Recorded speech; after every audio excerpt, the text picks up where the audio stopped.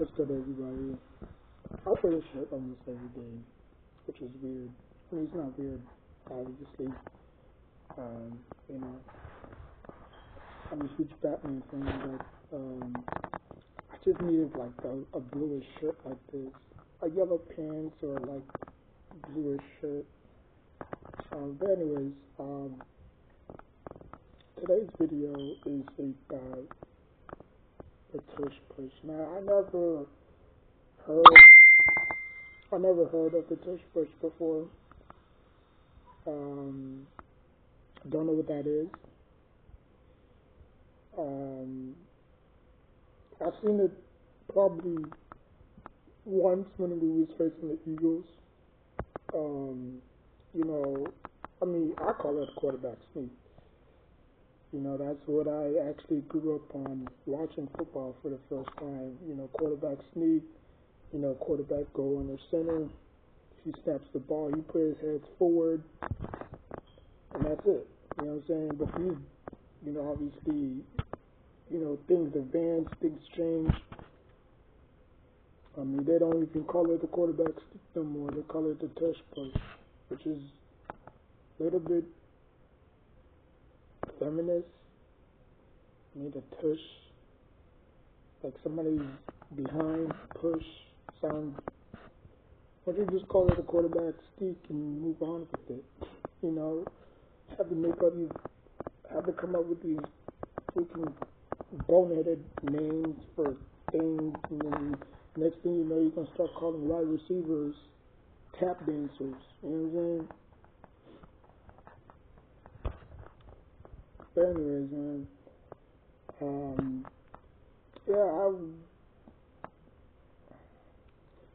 if they haven't gotten anybody hurt, why not continue to use it? You know what I'm saying? Because the difference between a quarterback sneak and a tush push is the quarterback is doing all the movement. You know what I'm saying? I mean, all the pushing. It's just him by himself. With a tush push, offensive lines get behind you, tight ends get behind you. Sometimes running back or receivers gets behind you, and then they push. They push you to get the first down. Because we all know a quarterback alone cannot. Like, how many times a quarterback by himself is successful doing quarterback sneaks? Not so much. But if you do that name, I'm not even going to call it because it sounds weird. If you do that other name, it's unstoppable because obviously you put in so much pressure on the defense to actually stop you, you know, because it's just you by itself. You know, before they used to call it that, it used to be called a quarterback sneak. Like I said, quarterback go on the center, he hikes the ball, and he gets the first down. Now you have offensive line behind you. You have a tight end sometimes. You have a running back sometimes. And then they get behind you, probably like 5 inches away from you. And then when you hike the ball, they push you.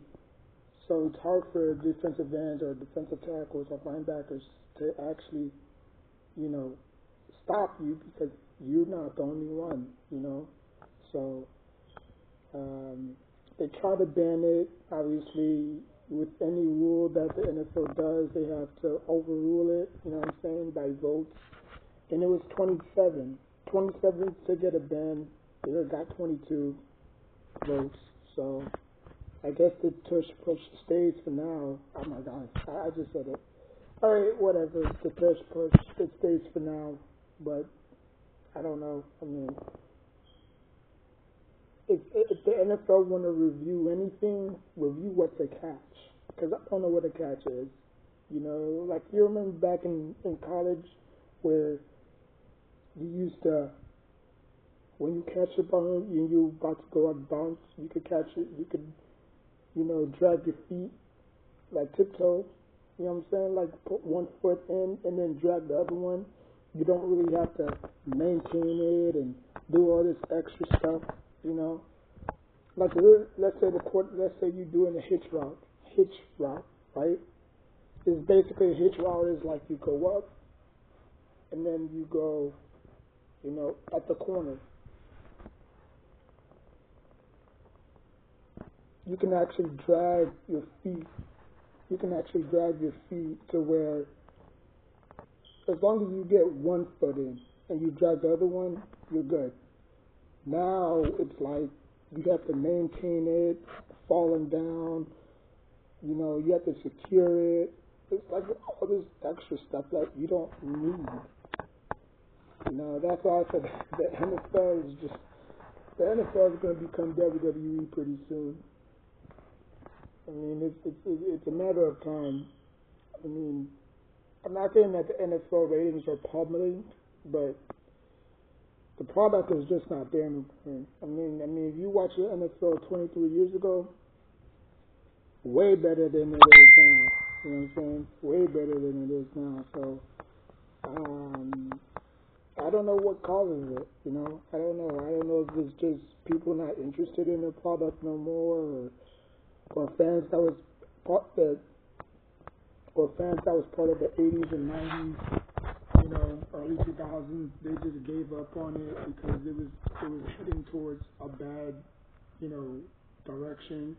You know what I'm saying? Like, Ben Roethlisberger retired, Eli retired, Philip Rivers retired, Peyton Manning obviously, like, it's a ghost town, it's a ghost town. Now we have to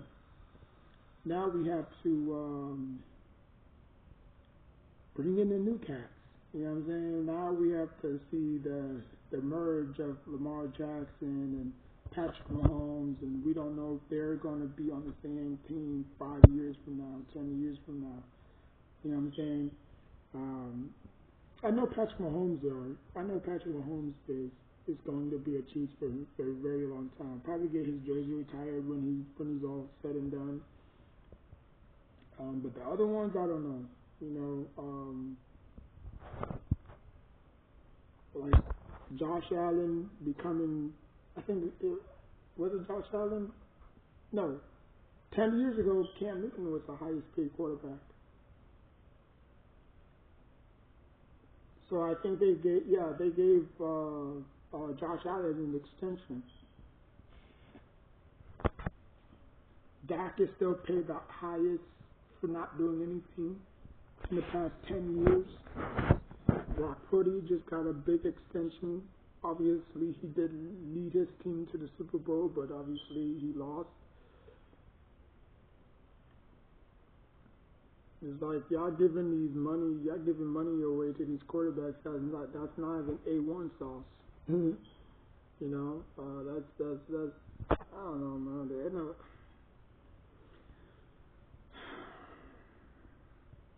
I mean, to me, I don't think the quarterback is the most important position in the NFL.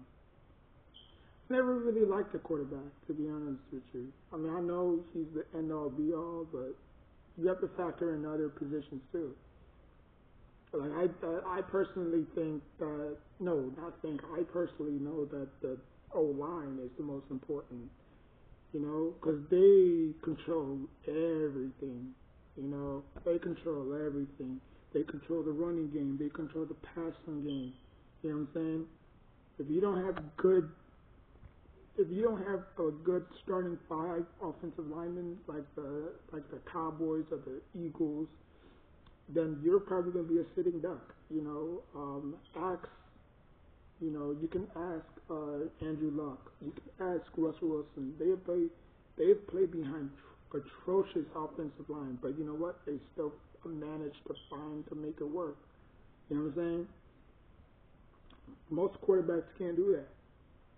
You know what I'm saying? Like obviously Eli, he was I believe around 2015, 16, he was the most sacked quarterback in the NFL. I think he was third behind Philip Rivers, and then obviously Andrew Luck was first.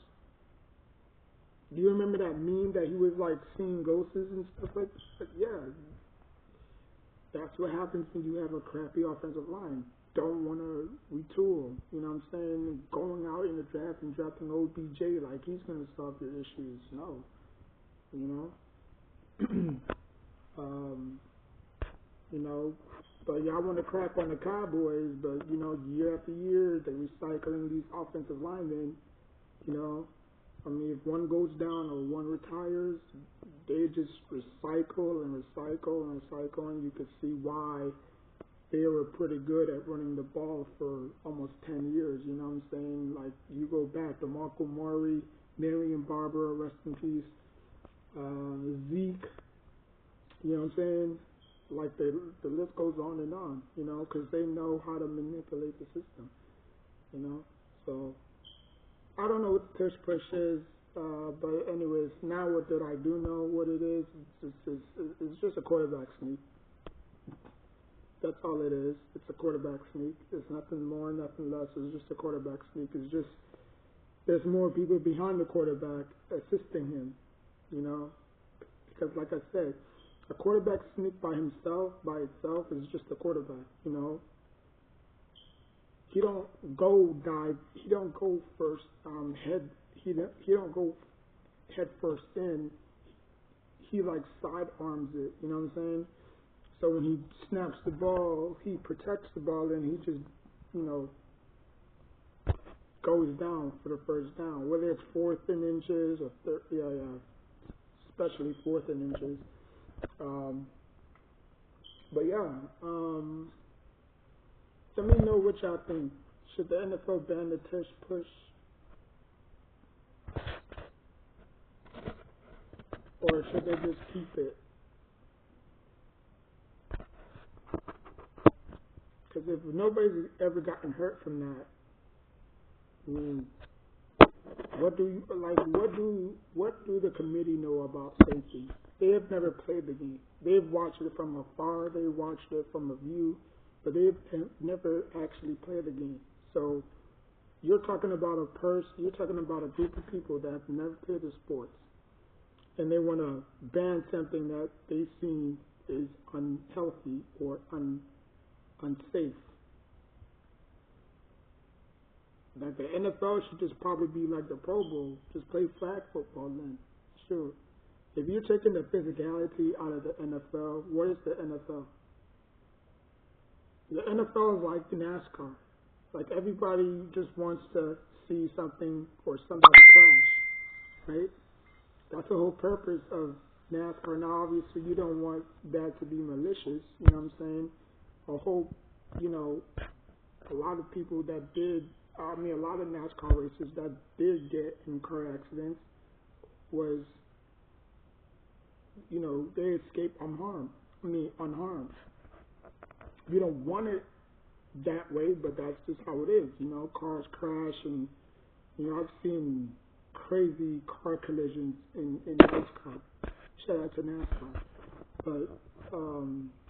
but yeah, you never want to see people get hurt in NASCAR. You know, but you know, you sitting down for like hours and hours and hours and just seeing cars go around and around and around and around and around, like, I mean, how can you get, you know, pumped up from that? You know what I'm saying? Unless a car accident, a car crash happens, and then, you know, people are just going to start, you know, ooh and ah, and, you know what I'm saying? It's kind of like the NFL. If you take the violence away from the NFL, what do you have? You know what I'm saying? Like, I can see why a lot of people are retiring. The game has gone soft. Like, the NFL is rewarding offense and punishing defenses. Because I remember when, Andrew Luck.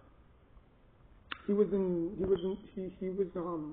a podcast, and then they asked him, why did you quit football at a very young age? You know what I'm saying? Like, he said that the love of the game. You know, like when I saw the game that I loved, that I grew up watching, you know, it was slowly getting away from me, you know. Like I love physicality, I enjoy it, you know, but like once You take that away from the game, then what do you have left? You know what I'm saying? And then I remember, and I had to go back and look, and he was right. You know, some dude, I forgot what team he was playing, but some dude drove him on the floor so hard that they called a flag for unnecessary roughness. And then he got back up and he tapped him on the butt and said, "Good job." You know what I'm saying? But I could see why a lot of people are walking away from the game.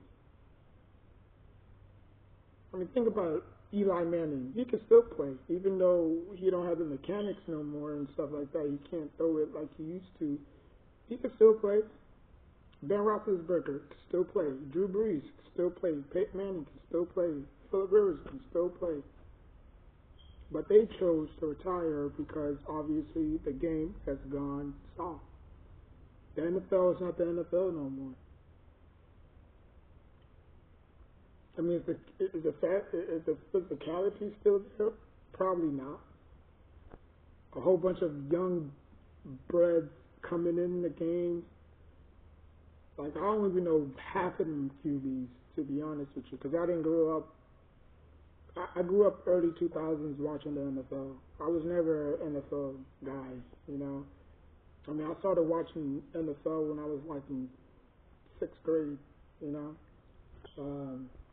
But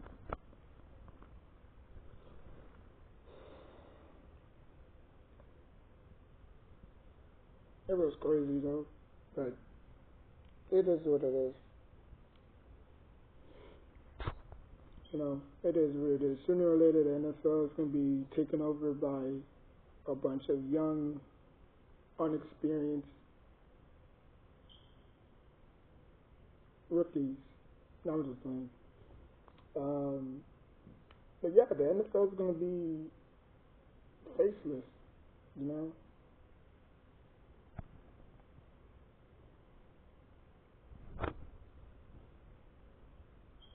Like basketball, you can play for a really long time because obviously basketball, I mean, it could be physical.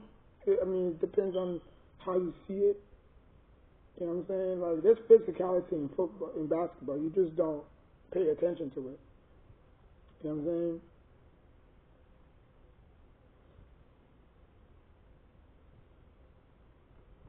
But yeah, the NFL, obviously,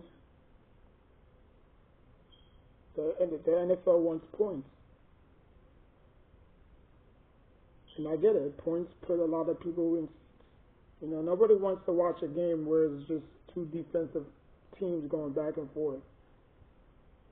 Because nobody really has the number one defense or the number two offense. Like, nobody has that crap anymore. That crap was cool in the 90s, 80s, early 2000s, but now it's like, you know, do you really have the number one defense? Do you really have the number one offense? It's like, because if you have one of those two things, you should go 13-3 every single year, if that's the case. Like, they saying that the Bills are probably going to beat the Patriots undefeated streak.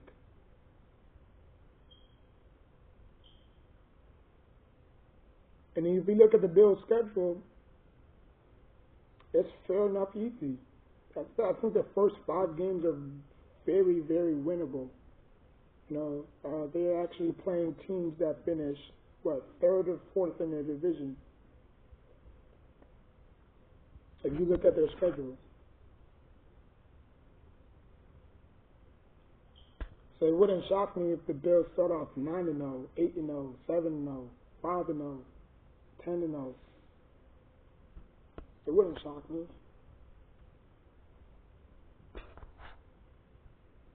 And they could probably get to the Super Bowl. And probably lose against whoever comes out the NFC. Because obviously the Bills' history with the Super Bowl doesn't look pretty. They're 0-4. Their record is 0-4 in Super Bowls. They have never won a Super Bowl. They've got there 4 times, but they lost every single one of them. They lost to my Giants on a late goal, on a missed field goal. I mean, if that kid goes in, the Bills have one Super Bowl, one, while the Giants have three. Well, they would have probably won two more, so make it five, obviously. But you know, you never know. You know, rewriting history is it's kind of tricky sometimes.